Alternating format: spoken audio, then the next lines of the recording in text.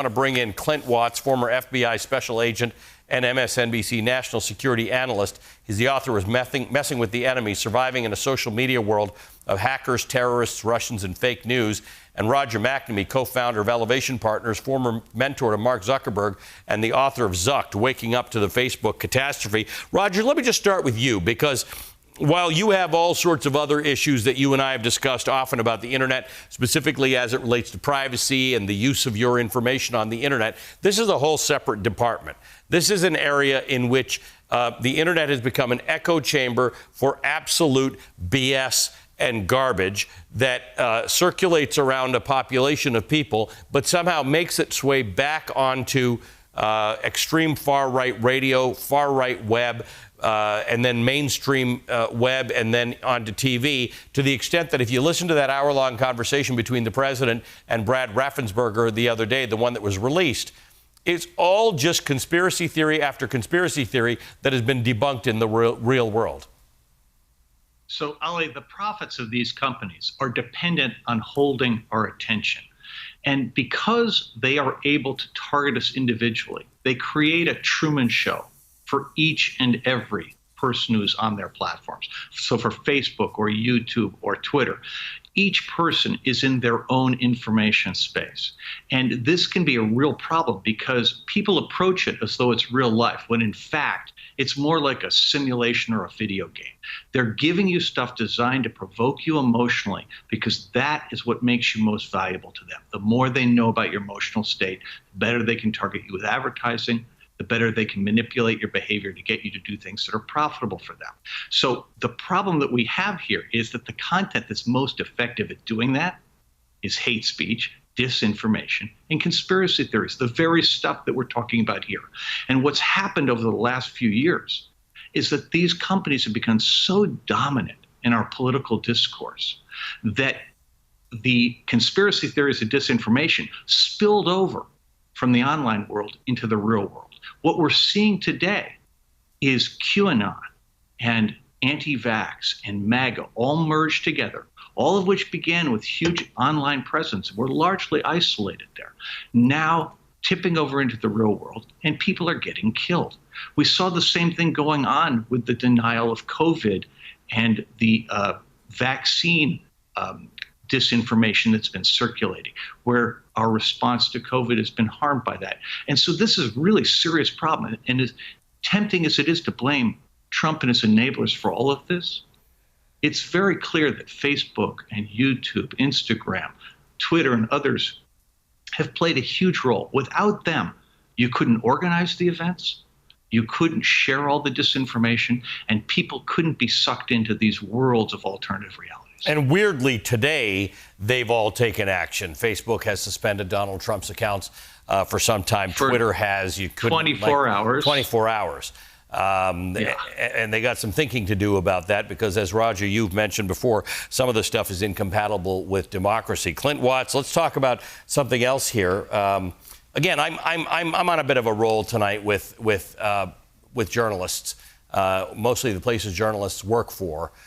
Who are telling them to be careful about how we characterize this thing. I have no desire to be careful about how I characterize the terrorists who attempted to enter and succeeded in entering the United States Capitol. There is no resemblance between them and the protesters whom I covered in the streets of Minneapolis, in the streets of Chicago, in the streets of New York during the summer, who were agitating for social change. These were people who were assisting the president in perpetrating a coup through insurrection and with the goal of intimidating government. That is terrorism. That's right, Ali. And this was foreseen. We knew about it. We had teams watching this all day, and starting yesterday and earlier last week. This was well known that they were going to do this. It was not hidden, and we knew they were going to do this because they did this in the Michigan State Capitol many months ago. This is not surprising in any way.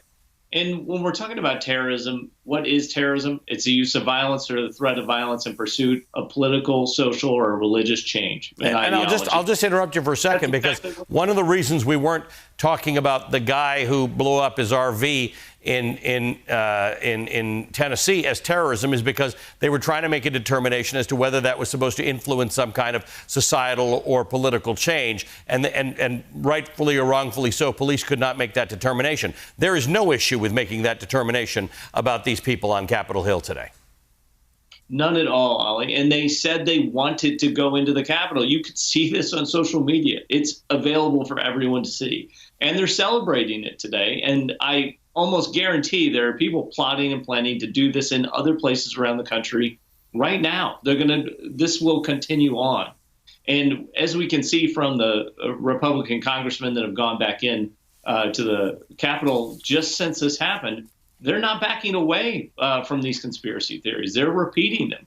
And as they repeat them, they're echoed out on social media. They're also echoed on a lot of these new cable news channels like One America News Network and others.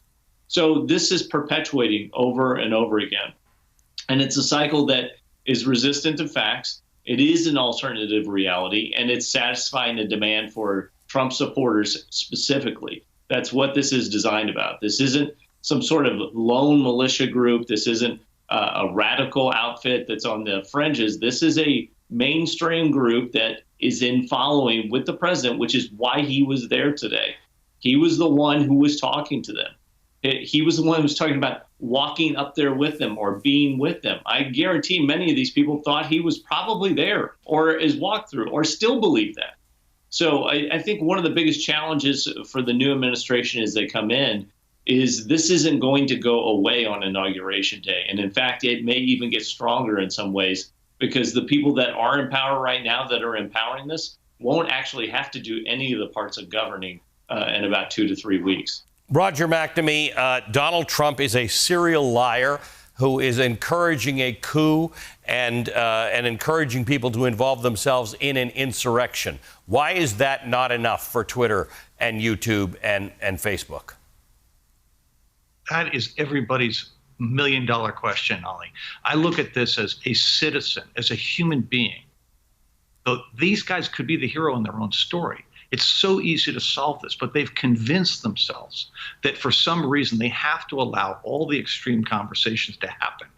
You know, they've basically rationalized what's good for their business as being somehow an issue of the First Amendment. My basic point is the way you stop this is not by censoring people, but rather by changing the business model so they don't amplify harmful content disproportionately.